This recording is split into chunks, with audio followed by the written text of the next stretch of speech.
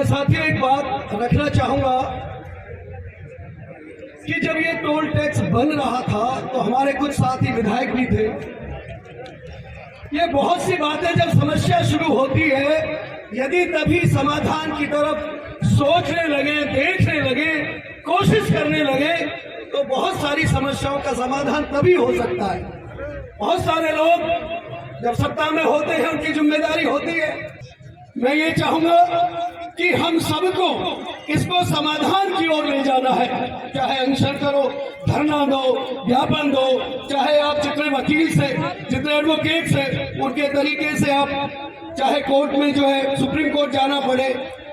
बात यह आती है कि 60 किलोमीटर का, गडकरी जी ने कहा था पार्लियामेंट में, संसद में, कि 60 किलोमीटर की दूरी दायरा होना चाहिए जब टोल टैक्स अगला लगना चाहिए।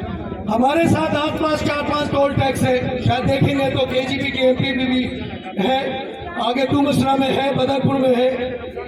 तो साथियों, हमको समाधान चाहिए।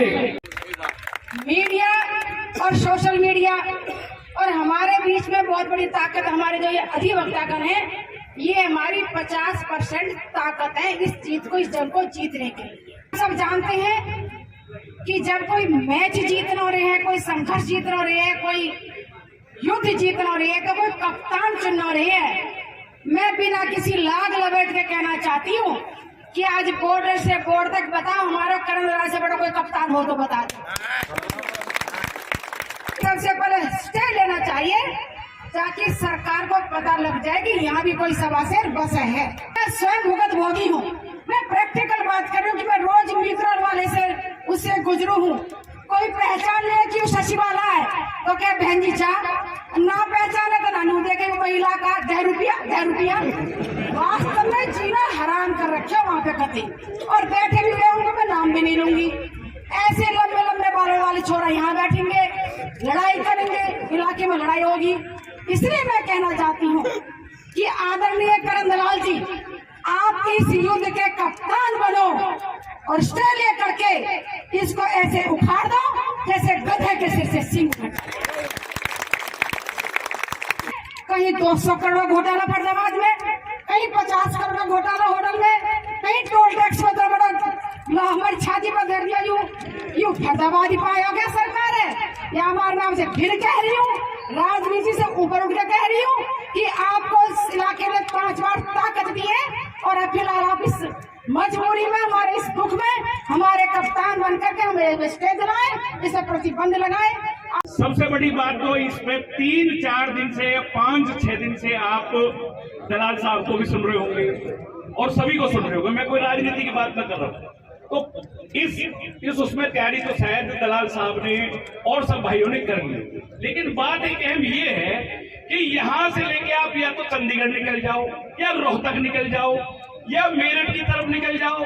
भैया ये सबरी बात हमारे इलाके में क्यों? ये आज हमारे मान सम्मान को ललकारा है इन लोगों ने। अपनी राजनीति से ऊपर उठ के पहले सबने कहा कि भाई दलाल साहब ही हमारी लड़ाई लड़ सकते हैं, इसमें कोई बात नहीं है, लेकिन भाई दलाल साहब के लिए नहीं लड़ सके। आज जो टेक्चर शर्मा जी ने कहा कि भाई महापंचायत का आयोजन है, हम किसी पार्टी के नेता को नहीं, हम किसानों के बेटा को और मजदूरों के बेटा को यहाँ बुला रहे हैं। तो अगर आप वास्तव में अपने इलाके का सम्मान चाहते हो तो धर्म ईमानदारी हाथ खड़े करके कहो कि भाई जो कमेटी फैसले कर लेगी, जो भी आगे कर लेगी, हम अपने घर में तो नहीं कहेंगे भाई राजनीति है रही है, यहाँ इलाके के मान सम्मान की लड़ाई है रही है, उसमें साथ दो तो हाथ उठाओ, ना तो भाई फिर इकले दलाल साहब के ऊपर हाथ पहुंचे ना और अपने घर में। जब तक हम लोगों की ताकत साथ न होगी, अगर आप ये कहो कि भाई दलाल साहब आगे बढ़ो या ये कमेटी आगे बढ़े और ये महापंचायत के रूप में हम इस लड़ाई को लड़ेंगे, तो इस लड़ाई आगे शुरू करो। ना तो भाई हकीकत में सुशील बहन जी ने एक बात कही कि तो ये आज दलाल साहब इसका फैसला भी करके जाओ। जूतन जो बातों के जो है ना, ये जूतों से मानेंगे, इनके हाथ में नौजवान आज इतनी शक्ति है, लठ ले लो और आप कोर्ट की लड़ाई लड़ो। और जब तक कल यहाँ कोई फीता काट रहे तो नहीं हो, ये ब्रिज के लागे की शक्ति है, तुम दरवाजा तोड़ रहे हो वहां से दिल्ली से। तो अगर आप हाथ उठा के भगवान की सौगंध देके बच्चा खाए कि आज तो आए लिए लड़ो तो शुरू करो, नहीं तो कोई बात नहीं है। हाथ उठा रहे हो, शाम को वक्त भैया सबने उठा रहे हो, तो लड़ाई शुरू करो। जय हिंद, जय भारत। यहाँ ज्यादातर भाई सरदारों सुझाव देने की बात ही नहीं, लोग हम भाषण देने लगे। ये कोई किसी पार्टी का मंच नहीं है, एक महापंचायत बुलाई है और बुलाइए पंडित टेकचंद शर्मा जी को। वैसे तो इसके लिए मैं धन्यवाद दूं, लेकिन बीजेपी के बोए हो रहे हैं, लेकिन देर आए दुरुस्त आए, अच्छी बात है। चलो इन्होंने अपनी गलती मान ली, पंचायत इकट्ठी करके अच्छी बात, जब शुरुआत अच्छी की। अब तो पंचायत में ये भाई सरदारों हमारा सुझाव है, यहाँ भाषण देके न्यूज चले जाएंगे तो फायदा न हो। और इसमें सबसे ज्यादा जो भागीदारी की जरूरत है वो पृथ्वी की है। यो समझ ले, पृथ्वी जो चाहेगा वो होगा, पृथ्वी न चाहेगा तो कुछ भी ना होगा। तुम कह ही रहे हो, अगर ये लेंगे तो टैक्स लेंगे और न लेंगे तो न भी लेंगे। तो सबसे पहले जो भागीदारी है पृथ्वी की है। जो मैंने विधानसभा में भी इस चीज की गवाही देने के लिए हमारे दलाल साहब हमारे बीच में हैं, और भी जगह पे भिन्न भिन्न समय पे ये बात उठाई। ये जब हाईवे बनते हैं, हाईवे के टाइम पे 2010 में 11 में जब ये MOU साइन हुआ, उस टाइम पे इसमें पहले एक टोल लगना था जो कि तुंगसरा में लगा, और जिस समय पे ये कंप्लीट हो जाना था उसके बाद उसके 2 पार्ट में टोल लगना था। जब 2010 में शुरू हुआ तो इसकी म्याद थी मार्च 2017। MOU में बाकायदा ये सब कापी हैं, सब कागज हैं, NHAI की पास जाकर के आप देख सकते हो, मेरे पास भी है। जब 2017 में इसके टोल लगाने की बात आई तो उसमें एक कंडीशन थी कि जब तक 6 लेन एक्सप्रेस वे नहीं बनेगा तब तक इस पर टोल नहीं लगाया जा सकता। और माननीय करण दलाल जी उस समय पे विधानसभा में थे, बजट सत्र चला हुआ था, और मैं अकेला इस बात पढ़ा जिसमें माननीय करण दलाल जी ने मेरा साथ दिया था, और हमारे जो केहर सिंह रावत थे या उदय भान जी थे, सबने एक सुर में कहा कि अभी तक ये कंप्लीट नहीं है, और जब तक ये 6 लेन नहीं हो जाता है जब तक इस पे टोल नहीं लगाया जा सकता। और उसके बाद ये 2017 के बाद अभी तक कंप्लीट होते हुए 5 पुल बने, और आज एक बड़े दुख की बात है, आज भी ये कंप्लीट नहीं है। एक्सप्रेस वे कैसे कह सकते हैं जिसका बघोला के अंदर आज तक कोई पुल नहीं बनाया गया। माननीय गडकरी जी ने चिट्ठी लिख करके दे रखी है, मैं उनसे मिला, उन्होंने कहा कि भाई ऐसा सीकरी का और बघोला के 2 पुल थे, और उनके लिए मैं आपको क्वेश्चन नंबर भी बता देता हूं, 1721 क्वेश्चन नंबर था। उस समय पे ये बोला गया, PWD मिनिस्टर राव नरवीर सिंह जी थे, उन्होंने कहा कि हम ये दोनों पुल बनवाएंगे। आज सीकरी का पुल बन गया, बघोला का पुल क्यों नहीं बन रहा? क्या कारण है कि या तो हमारे प्रतिनिधित्व करते हैं जो साथी जिस समय पे विधानसभा में होते हैं उनमें कमजोरी होती है, और उनके जब जिस समय पे बयान आते हैं उसको देख करके दिल दुखी होता है। आज भी एक नेता ने, हमारा जो प्रतिनिधि है, यहाँ के विधायक हैं, उन्होंने इसे कहा कि टोल ठीक लगा हुआ है। काठ की हांडी एक बार चढ़ती है, बार बार नहीं चढ़ती। मेरे दोस्तों, इस चीज का आप ध्यान दे लो कि अगर मान लो ये ठीक लगा हुआ है, जब हमारा प्रतिनिधि अगर ऐसा कहता है तो हम संघर्ष किससे करें? ये बड़ी शर्मिंदगी की बात है। मैं आपको बताना चाहता हूं कि साथियों, मैं इस मुद्दे को लेकर के 21 जुलाई 2021 को माननीय मुख्यमंत्री जी से मिला था। एक मैं उनको मांग पत्र दिया कि भाई हमारे ना पुल तैयार हैं ना कुछ है, और ये सबसे बड़ी चीज ये है कि 24.8 किलोमीटर पड़ता है बदरपुर से लेकर के ये, और यहाँ से 45.6 किलोमीटर पड़ता है Karman border. National highway act की मर्यादा है कि 60 किलोमीटर से पहले कोई टोल नहीं लग सकता। गडकरी ने तो बयान दिया है, महकमे का मंत्री है, लेकिन मंत्री कुछ भी कहे ये जरूरी नहीं कि वो बात सही होती है। एक्ट में जो लिखा हुआ है वो बात सही है, और एक्ट ये कहता है कि 60 किलोमीटर तक कोई टोल नहीं लगता।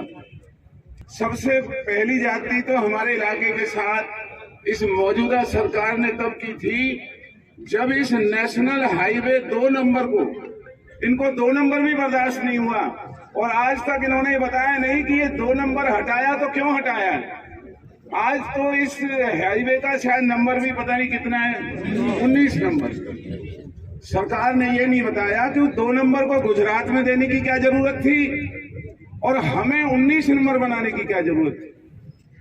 फिर वही जो नेशनल हाईवे एक्ट है वो ये साफ तौर पर वहां पार्टियों के बाकायदा दस्तखत हैं। सबसे पहले ये रिलायंस कंपनी ने इस 6 लेन हाईवे को बनाने का ठेका लिया था, उनके इसके ऊपर हस्ताक्षर हैं कि आगरा से लेकर दिल्ली तक जितने इसके ऊपर पुल बनेंगे, जितनी ये सड़क होगी, ये 6 लेन सारा का सारा ये हाईवे बनाया जाएगा। तो एक तो आज हमारे इलाके के सभी भाइयों को ये सोचना होगा कि इतना पैसा लगा करके वर्ल्ड बैंक एडेड ये प्रोजेक्ट है, वर्ल्ड बैंक से इसकी सबसे पहले मंजूरी हुई, वर्ल्ड बैंक से इसका कर्जा लेने की तैयारी हुई और उसके बाद ये रिलायंस को बीओटी जिसे कहते हैं, बिल्ड ऑपरेट एंड ट्रांसफर, उसके नाम पर ये रिलायंस को सौंप दिया गया। और देखते ही देखते हालात ये बने कि वो जो रिलायंस है, अनिल अंबानी की कंपनी, उसका बेड़ा गर्क होने लगा और उसने सारे कानून ताक पे रख करके एक सिंगापुर की क्यूब कंपनी है, उस कंपनी को मनमर्जी रेट के ऊपर, जैसे कि उन्होंने ये दिल्ली से आगरा उनकी रियासत है और यहाँ पर बसने वाले सभी लोग उनके गुलाम हैं और कोई भी यहाँ आवाज नहीं उठाएगा। क्यूब कंपनी ने रिलायंस से और ये ज्यों की त्यों सारा प्रोजेक्ट अपने ऊपर ले लिया। पढ़े लिखे बच्चों से भी मेरा निवेदन है, आरटीआई का जमाना है, आप आरटीआई में ये दरखास्त लगाएं कि जो रिलायंस ने क्यूब कंपनी को ये सड़क बनाने का जो ठेका तबादला किया, क्या उसने भारत सरकार की शर्तें पूरी की? कोई भारत सरकार की शर्त पूरी नहीं हुई। जो इजाजत भारत सरकार की होना चाहिए वो कोई इजाजत नहीं ली गई। क्या इसकी कीमत जो उन्होंने आंकी और उन्होंने क्यूब कंपनी को कह दिया कि इतने 1000 करोड़ रुपए आप लेंगे, क्या उन्होंने कोई सर्वे कराया कि सड़क के निर्माण पर कितना पैसा लगना है? कोई सर्वे नहीं हुआ और इस सड़क के निर्माण से 100 गुना पैसा वसूलने के लिए बीओटी की उस स्कीम में और ये मनमाने तरीके से इस सड़क को बनाना शुरू कर दिया। 12 साल इस सड़क को बनते हुए हो चुके हैं, 12 साल से भी ज्यादा। कानून ये कहता है और उनके इस इकरारनामे में लिखा हुआ है 2038 तक ये केवल टोल ले सकते हैं इस इलाके से।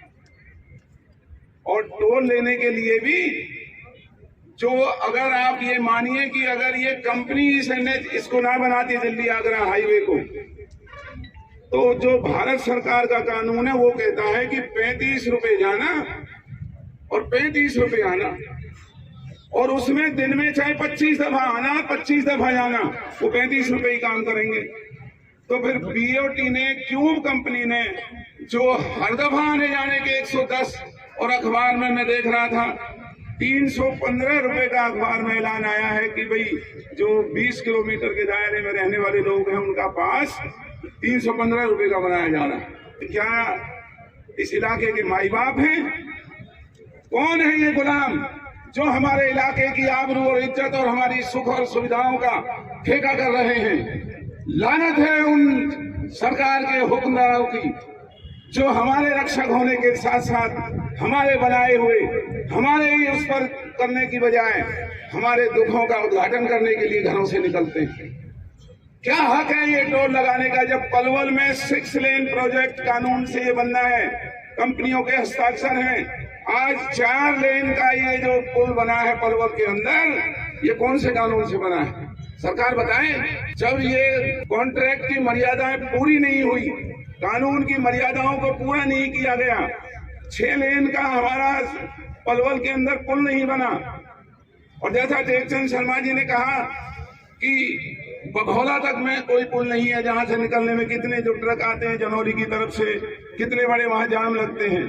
ये हमारे साथ वो वाला काम हो रहा है कि जब कुल्हाड़ी पेड़ को काट रही थी तो पेड़ ऊपर बैठा देख रहा था, रो रहा था, इस कुल्हाड़ी की तो क्या हिम्मत है, ये जो बेंटा इसमें लगा हुआ है ना, ये बेंटा मेरी लकड़ी का है, इसलिए इसकी हिम्मत है जो ये मुझे काट रहा है।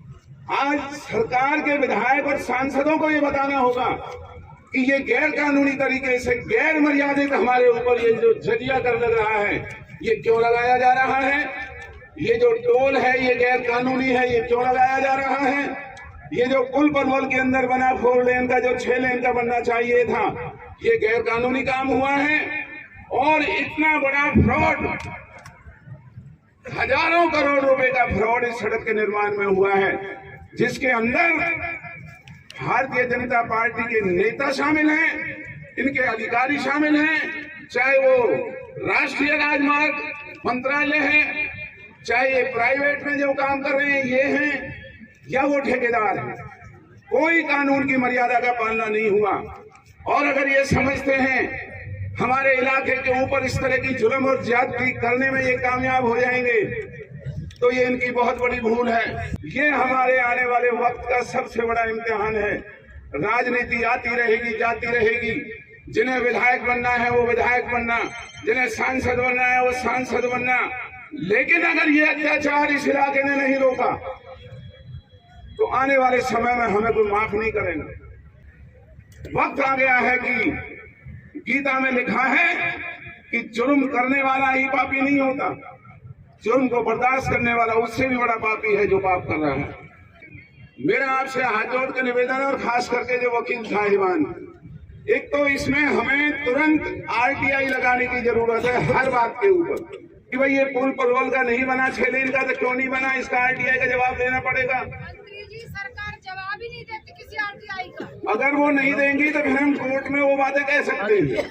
सरकार के ऊपर हाई कोर्ट के अंदर, सुप्रीम कोर्ट के अंदर हम सीधे एफिडेविट देकर के इल्जाम लगाएंगे कि सरकार के मंत्रियों की, सरकार के अधिकारियों की और इन बेईमान ठेकेदारों की मिलीभगत से ये सबसे पहले तो इनके खिलाफ जांच होनी चाहिए कि जो मनमाने रेट लगा करके इन्होंने जो काम 1000 करोड़ में हो सकता था वो आज कितने हजार में क्यों हो रहा है, तो इसकी जांच हो। दूसरा, जब ये NHAI का कानून इजाजत नहीं देता कि गतपुरी के ऊपर टोल बने, कौन से कानून के तहत गतपुरी के अंदर टोल बनाया जा रहा है, हमें कानून बताएं, हमें कम से कम बताया तो जाए। सब कुछ NHAI के कानून में लिखा है, पढ़वाएं हमें। कानूनी लड़ाई भी हमें लड़नी पड़ेगी। और मैं आपसे ये हाथ जोड़ कर निवेदन करता हूं कि मेरा कई दफा नाम लिया, मैं तो कुछ भी नहीं, मेरी क्या हैसियत है, हैसियत है तो इस इलाके की है, आप सबकी है। अगर सभी भाई साथ हैं तो इलाके की हैसियत बनी रहेगी। एक मेरे जैसा आदमी इलाके की लड़ाई नहीं लड़ सकता। जब भाई देवचंद जी ने ये पंचायत का आह्वान किया और आप सबने आने की हामी भरी मैं देख रहा हूँ, और धन्यवाद करता हूँ सबका कि चाहे वो किसी भी राजनीतिक विचारधारा का है, इलाके के दुख में यहाँ आया है और सहयोग की बात की है। कानून की एक एक रूह से, इन्हीं के कानून की रूह से, इनके एक एक कपड़ा उतार करके अगर इस इलाके के सामने इनको नंगा करके ये साबित नहीं किया कि ये बेईमानी है हमारे साथ, और ये सरकार करे या ना करे, कानून से हम लड़ेंगे। और जैसा कि मेरे से पहले कहा, कानून के साथ साथ अगर इस इलाके की भी कृपा हो जाए तो मैं दावे से कह सकता हूं इनकी क्या हैसियत है जो ये हमारे इलाके के साथ इस तरह की जाति कर जाए। कर लो आप लोग फैसला। वो भी खबर आपके पास आती हो, प्यूर कंपनी के सारे उनके पन्नों को खोलो, देखो उन्होंने दुनिया में कहां कहां बेईमानी की है। रिलायंस कंपनी के पन्नों को खोलो कि रिलायंस कंपनी ने ये ठेका लेकर के आगे क्यों बेचा, क्या वो इस इलाके के मालिक थे? कहां सो रहा था देश का कानून? जब वो उसको बेच रहा था तो सरकार ने क्यों नहीं इतराज उठाया? इन सारी बातों की आरटीआई लगा करके और हाई कोर्ट और सुप्रीम कोर्ट में इस लड़ाई को लड़ने की तैयारी हम और आप सब मिलकर के करेंगे। कानूनी उठी थी जो बड़े अच्छे तरीके से शायद वकील इतनी अच्छी तरह नहीं समझा पाते जो भाई करण दलाल और टेकचंद जी ने समझाया। बहरहाल ये रूल्स बने हुए हैं, लेकिन 8वां रूल है जिसमें ये लिखा है कि 60 मील के बीच में दूसरा टोल नहीं लगेगा।